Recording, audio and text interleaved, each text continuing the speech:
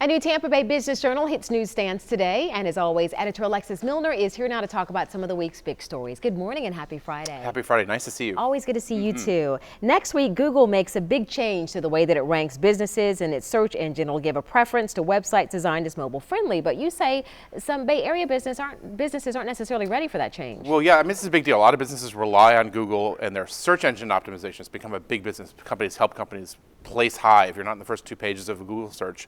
But that doesn't mean that's important for all businesses. And what we looked at is the Tampa Bay Business Journal has the book of lists. Every weekly edition, our research team puts out a list, and we compile that in our book of lists, and it's a great place for leads and contacts. But we looked at all the companies in there, and almost half of them were not prepared for this big shift.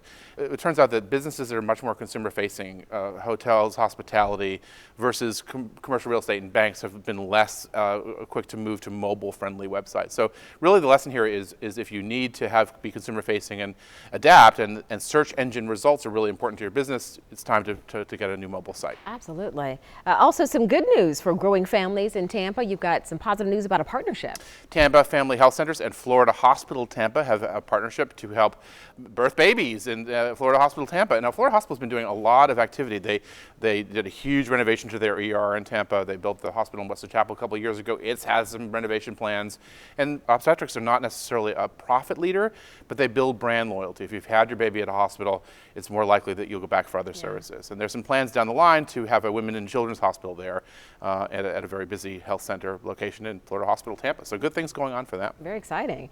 And also not so good news. The new data shows Florida among the 5 most expensive states for new car insurance. Yeah, you know, it's just one of those sobering facts. I mean, Florida is among the top 5. Montana and Michigan, I mean, if you're in Michigan, you pay 89% more than the national average. Florida is 33%.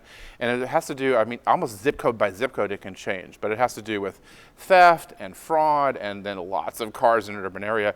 If we lived in Maine or Idaho, it'd be a lot easier, but car insurance, just one of those kind of gotta have it, but not so fun. But look at all the other perks of living here. There's many perks of living here.